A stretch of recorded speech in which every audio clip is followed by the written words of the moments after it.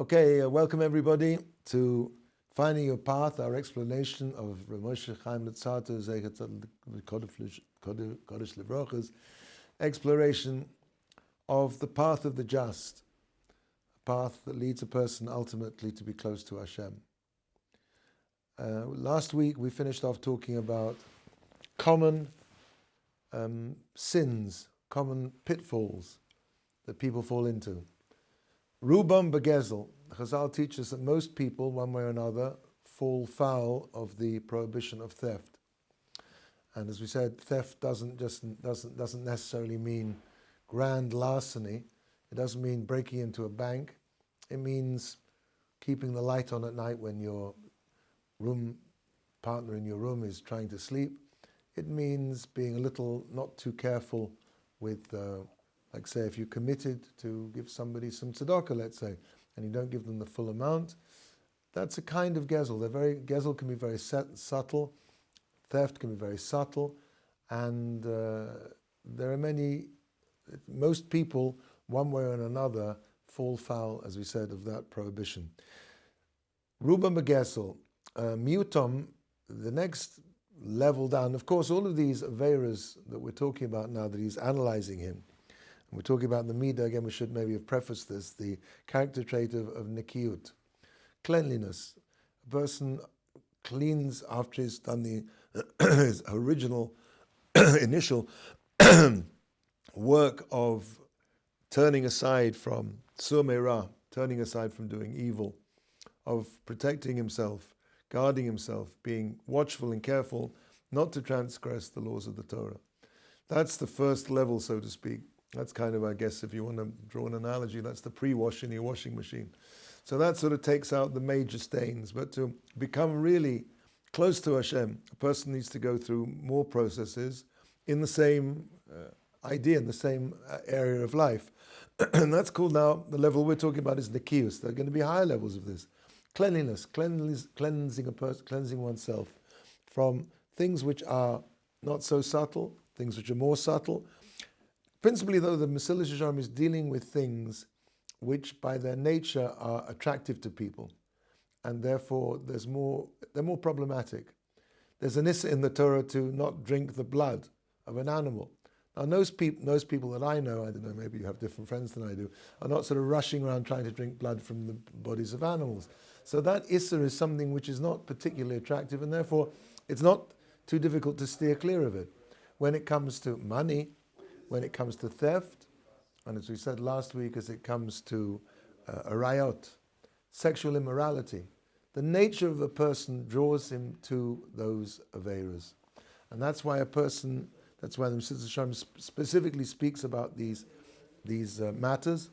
And we're now speaking about the area of negative commandments, don't do commandments, which are to do with forbidden relations, gilui arayos, sexual immorality. And of course there are different levels of this. Of course there's the sin itself of cohabitation in situations which are not permitted by the Torah, meaning if a person is not a husband and wife, when it's permitted for them to be together. But apart from the actual act itself, there are also isurim, prohibitions, which obtain to, and last week we spoke about it, seeing, looking. It's not just that a person is prohibited from having relations, illicit relations, but he mustn't look at a woman who's not his wife. And as we ended up last week talking about the issa of histaklus. Now, as we said last week, and I'll just repeat this, I think it's worth repeating, histaklus means peering, means gazing, means, I guess the word in English is more properly ogling. Clearly it's impossible to go through the world without seeing women. Women constitute probably half, if not more than half of the world's population. But the thing is, how do you conduct yourself? Do you look and look, or do you look and you look away? Do you look with intent to have pleasure, or do you look away? Clearly a person has to train himself this. And as we said at the end of last week's shir, the way a person trains himself is to avoiding looking at things which are maybe provoke one's curiosity, but aren't that fascinating. For example, you always find bags of people gathered around a hole in the road when people are digging it up for no reason except they're curious. So a person walks past that, or a jet plane flies overhead, especially in Yerushalayim, where, well, it's quite common now, but it used to be very uncommon to have planes flying overhead, or a helicopter. You don't have to look up. When a person controls himself in a situation where what he's being tempted to look at is not really, at the end of the day, that attractive, he will find that he develops the muscles of his self-control, that when something comes along that the Yetzer Hara really wants him to look at, something very, really geschmack, a real something, so then he will have developed his muscles in the gym of self-control. And of course, like a person goes to the gym, he tries to bench press, I don't know, whatever it is, 110 kilos or something. So he's not going to have much success. But if he starts off on the baby slopes, to mix metaphors, then bit by bit, when a person trains himself to look where he wants to look and not where his instinct draws him to, he will find that it will be easier. Not going to be easy. It's never going to be easy. The nature of a person is that he has a Yetzer Hara, he has physical desires. That's normal. But if a person learns to train himself to choose where he's going to look, it'll be a much easier, a much more fair-sided affair, a battle which he'll find is much easier for him to succeed in. Okay, so that's really ad kan, as they say, up till, that's as far as we've got so far. That was a brief resume. Now we're talking again about the matter of Gilui Arayah, sexual immorality. We're going to approach it now from a different angle, which is the angle of speech. Speaking to a woman. Be'inyan hadibur im ha'isha. Behedya shoninu. We learned explicitly in Pirkei Avos. Kol ha'medaber sicha, marbe sicha im ha'isha gorem ra al atzmo. Anybody who extends, who makes more, marbe, he draws out his conversation with the woman, will draw evil to him. Now clearly if a person goes into a shop and he needs to ask for, he goes a waitress in a restaurant, he needs to order his dinner, but he doesn't have to get into a big schmooze, about what she thinks about politics, or in other words, you keep it to the subject at hand. So a person who does that, who's marbe sicha, let's call him marbe sicha, increasing conversation, he draws evil to himself. U vishmir omru, and it also says when talking about kol ba'isha erva. So there's two parts here. In, of course, speech. There's no speech. There's no voice without sound. So there are two parts to the Issa. One is speech, and being careful not to speak more than is necessary with the lady, and also the reverse of that is not to the hearing, that the listening to a woman's voice, singing principally, singing, is something which is an Issa, which is prohibited. And of course there are various heterim. Some poskim want to say that maybe recorded music is not called Kol Isha.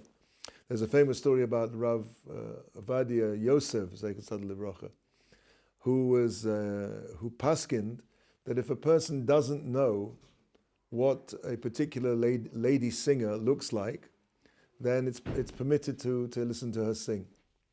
Now, Rabbi Vadia grew up and spent much of his life in Egypt.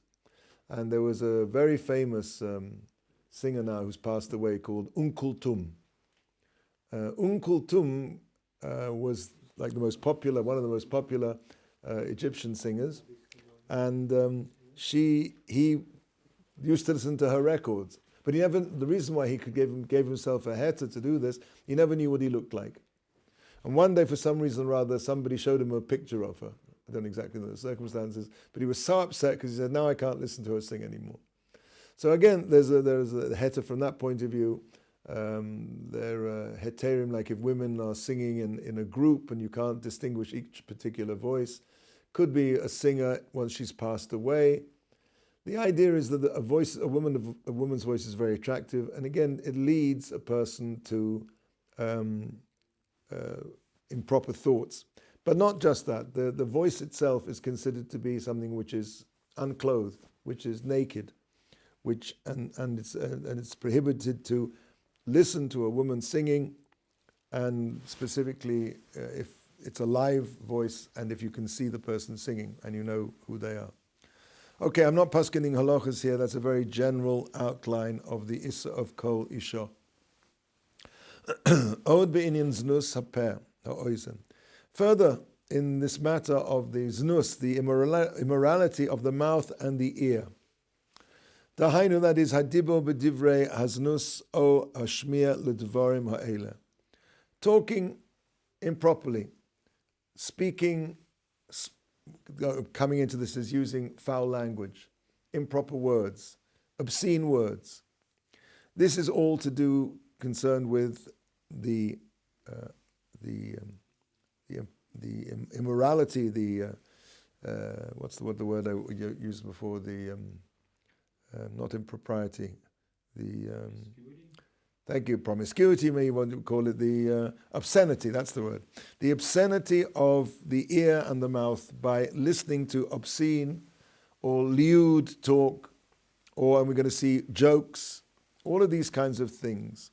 Gava tzovchu kruchia. Chazal already literally screamed out like a crow or a cock or a rooster. In other words, in their condemning this. It says you should not see in your, this is a pasuk in the Torah, you should not see in your camp, in Devarim, a naked thing. And Chazal darshan that, they extrapolate to say, don't just say not a naked thing, not just a visual thing, but an eras dibur. The word in Hebrew, davar, and dibur have the same letters, they have the same root. I mean, there's much deeper ideas to this, deeper ideas in terms of the connection of dibur and davar, because everything was created in this world. Every davar was created by the dibur of Hashem. And everything in this world is basically Hashem speaking, constantly speaking. As it says, the beginning of Bereshis, of Genesis, Vayomer Elokim, and God said, and God said, and God said 10 times. Esara Maimorim, the 10 utterances with which the world was created, and of course we know about the 10 commandments, so to speak, the Esara Dibros, the 10 in Hebrew it's statements, it's not commandments, but speech is the way that the things are created. Therefore, it's a connection, and just like it's the other way around now, just as it's prohibited, a person shouldn't see something which is a naked thing, a thing of nakedness. Also, it's prohibited an ervus dibur, an obscene word, and that's nibul per. Nibul per literally means obscene speech, disgusting, making the mouth disgusting, literally. And it says, "Ba'avon nivlos per, soros rabos gzeros koshos mischadshos buchuri Yisrael mesim." The Gemara in Shabbos Lamed Gimel says, through the sin of obscene talk, lewd conversation, many tsoros, many troubles, afflictions, and harsh decrees are renewed against the Jewish people. And Bechuri Yisrael, the youth of Israel, die. Very, very strong. Chas v'shalom, chas v'shalom. V'amru od, and it says further in that Gemara over there, in Shabbat Lamed Gimel 33 on the base, Kol hamanabel piv, ma'makim lo gehinnom. Anybody who speaks obscenely, they deepen for him his hell, his Gehinnom. They make the pit a little deeper for him. Va'omru sham, it says also over there, Hakol yodim, kala lama nichneses lechuppah. Everybody knows why the bride goes under the chuppah, the wedding canopy. Ella kol ma shemenabel piv va'omru. Anybody who makes an obscene comment about that, afilu gzar din shel shivim shona, even if he has a decree of 70 years of goodness, latova, hofchim lo lara, that 70 years, that decree of 70 years is upside down, is turned upside down, and it becomes a decree of evil. For Omud also says in Chagiga, very, very strong language here. It also says in Chagiga, Afilu sicha kala shebein ish leishtam magidim loy laodam b'shas hadin. Even a literally sicha kala means a light conversation. Kala means light. There's also an idea of kalas rosh, which means like frivolous, light-headed, light-hearted, we say in English. So even like a frivolous conversation, maybe a flirtatious conversation between a man and his wife, magidim lo, will be repeated to him at the time of his judgment. Now, I'm not going to go into the details of what it is and what is not permitted to say between a man and a wife. That's not for what we're saying now. But clearly, if this is something which is inappropriate, and even if it's your wife, and even if it's something which is fairly, but nevertheless, that's going to come up at the Beis Din Shel Maila, when a person comes to account for all his deeds and his thoughts at the end of his life. So that also will be there. Ube'inyan hashemiya hara hazois gam kein omru. Also, when we're not just talking about the person who makes obscene, lewd remarks, let's say about a bride under the canopy when she's getting married. Also, somebody who listens to that is also, it says about them in Shabbos, afa shomea v'shosek. Even also a person who doesn't say anything. Now, I'm not sure. I think shosek probably means that he doesn't protest. I'm not sure about that. But it could mean that just somebody who listens without actually joining in the conversation. I don't know. I didn't see a neat note here that he says, doesn't bring that up here. And I didn't have a chance to check it out. I apologize. But the literal translation is also not just somebody who speaks lewdly, but also somebody who listens. And he's silent. As it says, Hashem yipol sham. He who has incurred the wrath of Hashem will fall there. That's in Mishlei. Harelecha shekal achushim tzrichim lios nekiim min aznus u'me'inyono. Behold, you can see that all the senses require to be clean from immorality and anything to do with it. And that means a person's sight, a person's hearing, a person's dibur. For sure, we're not even talking about physical action. Whether, and even as we said at the beginning of the chapter, even if we're not talking actually about literally physical relations, but any kind of contact which is for example, embracing or kissing, even though they're not asa d'oraisa, but for sure they're prohibited. And anything that stimulates the senses through speech, through sight, or through thought, he's going to come to that. Or even through he doesn't mention this here, but it's also prohibited to deliberately smell the perfume that a woman wears. Anything which is going to incite a person to that kind of feeling and is prohibited. Okay, so these 2 pages got stuck. So let's carry on. Top of page Kuf. Ve'im lechoshcha odam loima. And if a person he'll sort of whisper to you and he say, come on now. Shema omru al nivul peh. Eina ela kadei le'ayim u'leharchik odam min aveira. Maybe not.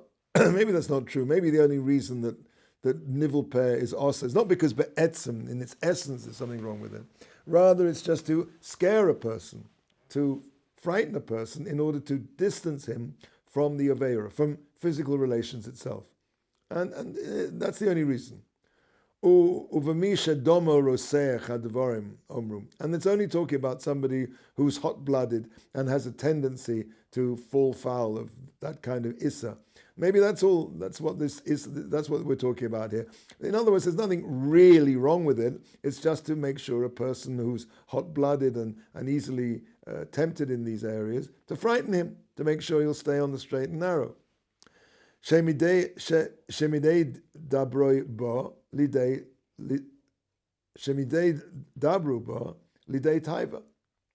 that because through speaking about it, he will come to arouse his tivas, his desires. Aval b'misha omru derech sechok ba'alma. But somebody who's just joking around.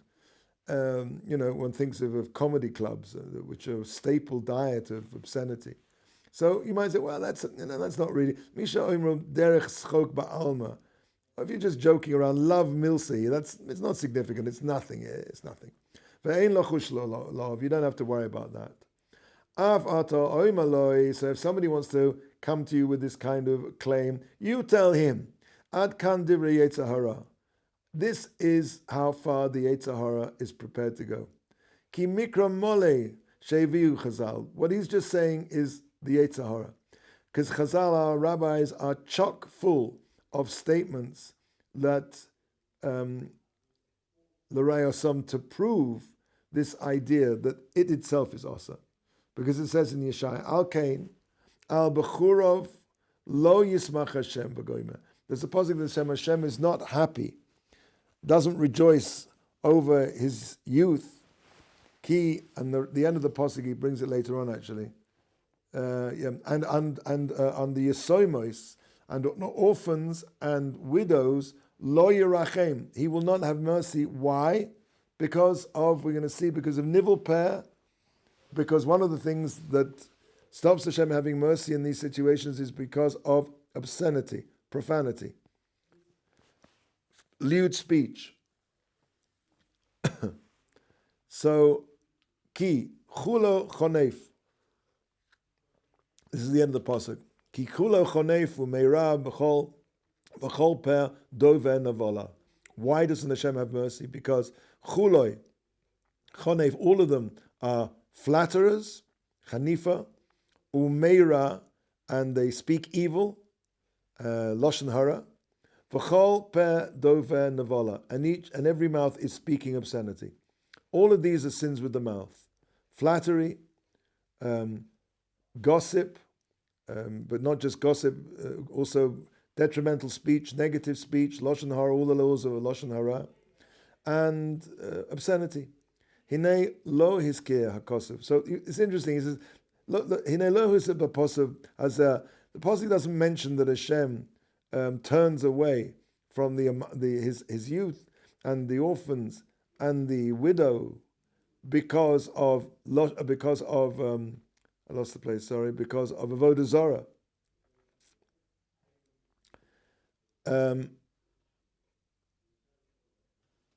It doesn't say he turns away because of idol worship, nor because of gilui arayos, sexual immorality. I mean, we're talking about the act itself. V'lo shfichas domim, and not because of murder. Doesn't say Hashem turns away because of these things. Ela chanifa v'loshen hara v'nivel peh. What makes him turn away is flattery, loshen hara, evil speech, tale-bearing, and nivel peh, obscenity. Kulo mechatos haper b'diburo. As we mentioned before, all of these are sins which are committed with the mouth. Va'aleim yotza hagezera. And on that came out the decree, al bechurov lo yismach Hashem. On his youth Hashem will not have joy. Ve'es soma ve'es almonos of lo yechorachem. And on his orphans and his widows he will not have mercy. Ella ha'emesu. The truth is, Kedivrei Rabbanu Selim Zichron L'Rocha, as our rabbis teach us, share nivel peh, obscenity, profanity, hu ervaso shaladibo. It is the mamash, the nakedness of the word itself. Let's really have to understand what he's talking about here. That, in other words, it's not the nivel peh, as we said before, it's just something which is not nice.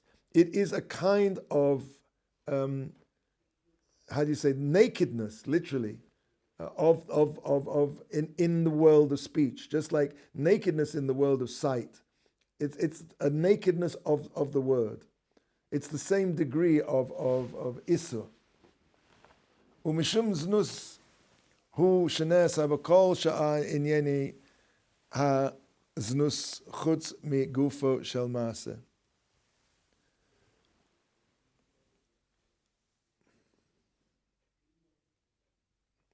And because of the act itself, znus, immorality. It's also these other things are prohibited. K'chol sha'ar inyane haznus, like all other areas of immorality, except from the act itself. That even though all of these other things, what he's saying is all of these other things, even though they're not like the act itself, where the penalty is kores. Kores means various things. Could be spiritual excision, it could be dying without children, God forbid, dying at an early age. That's the penalty for the act itself, if it's an immoral act, if it's an act which is prohibited by the Torah. Now, all of these other things that we're talking about, like speech and like sight, and like and listening, and the like, all of these things, they're not punishable kores, or misas based or the death by penalty by a based. Of course, if somebody is accused and found guilty with 2 witnesses after he was warned about it, of having, let's say, relations with a married woman, so then he could incur the death penalty from based. But nevertheless, even though they don't carry these capital punishments, asurim heim isa atzmam, they themselves are osa. What he's trying to say here is, it's not, these are just not just things that distance a person from the actual act. They are in themselves isurim. They are in themselves prohibited. Milvad hayosam gamkein gormim umevim ela isa haroshi atzmo. Apart from the fact, of course, that's not to say that they don't themselves provoke and lead to the act itself. Surely sight and surely talk and thoughts, all of these things will lead a person, if he doesn't avoid them, to being in danger of committing the act itself. So for sure, that's true as well. But don't think that that's the only reason they're prohibited is because of that is going to cause something else. No, they themselves in themselves are also osa. Okinian hanozir shezachanu medrash shehiviu lamalo. And it's similar to the idea, as we said, by a nozir, somebody who takes a vow of abstinence. One of the things he abstains from is from drinking wine. And we know that a nozir, apart from not being allowed to drink wine, is also prohibited to eat anything that comes from the grape, from the vine itself, whether it be grapes or whether it be grape juice or currants or raisins. Now, okay, I think we can start this. I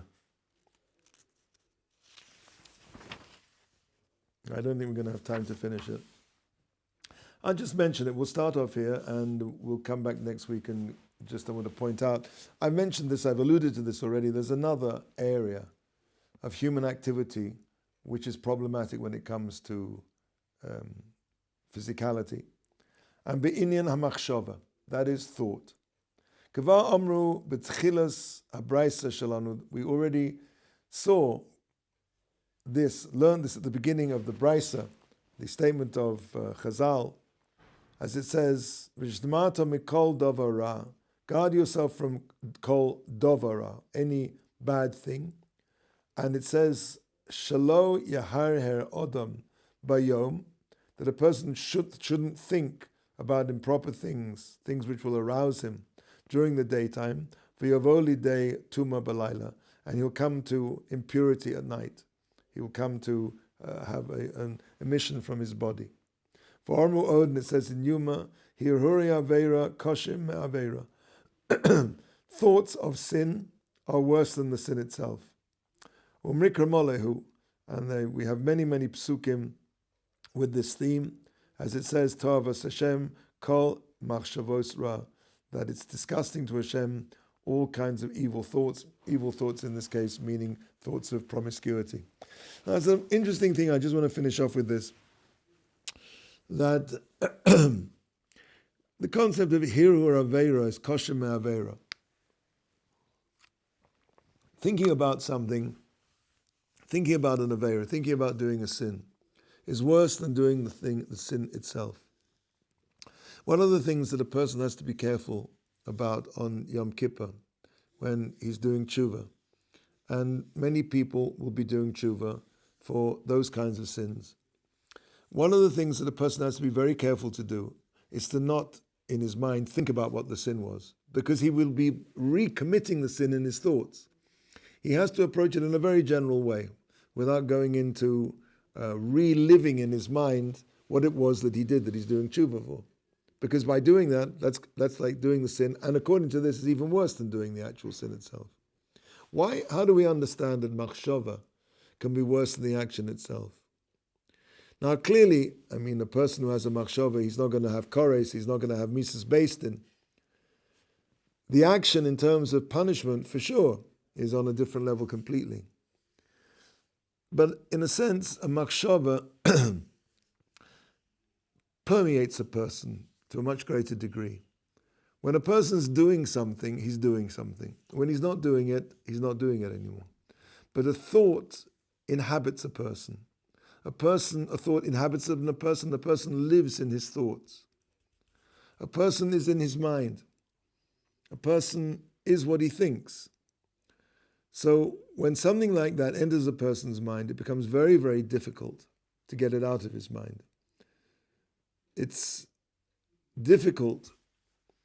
It's much easier to physically refrain from doing something, to walk away from something, because although that may take a lot of effort, once you walk away, you're away. You're not there anymore.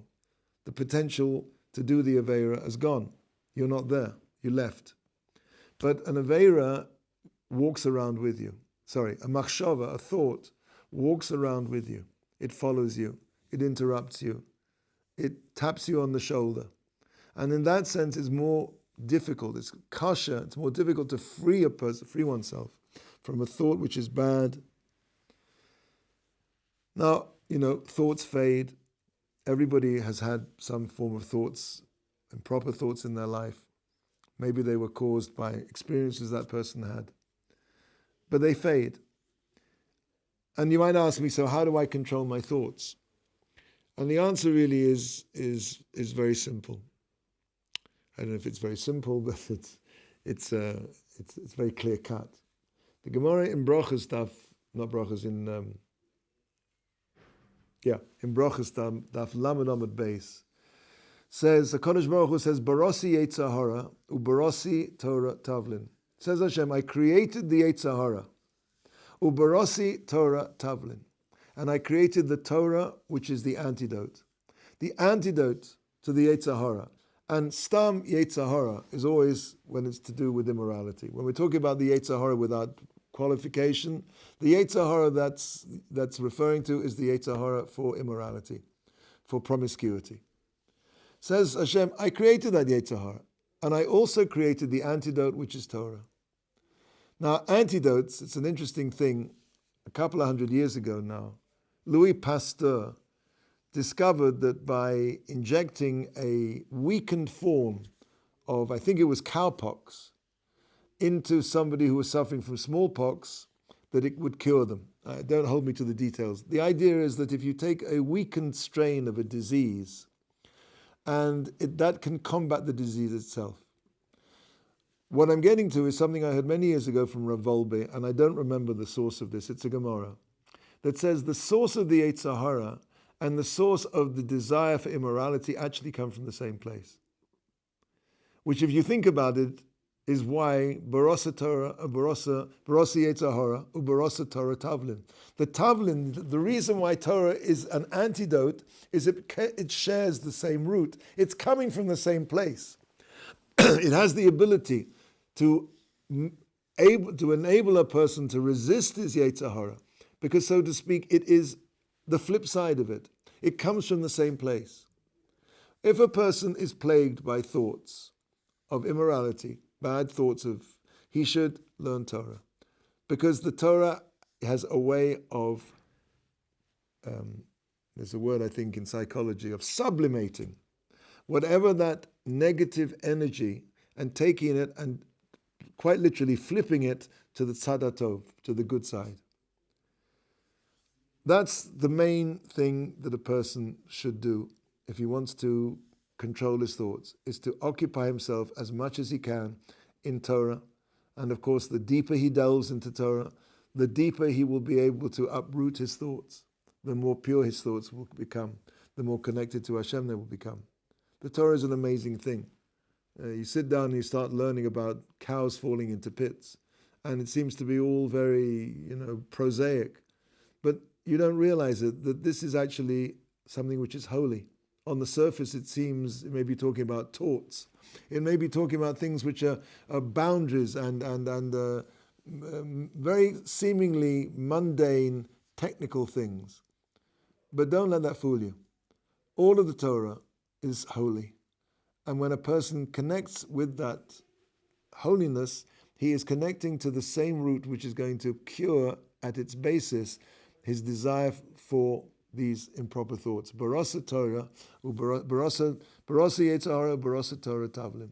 Okay, we'll pause here today and we'll carry on next week, B'ezrat Hashem, talking about the idea of thoughts and improper thoughts and how they can be controlled and how they have to be controlled.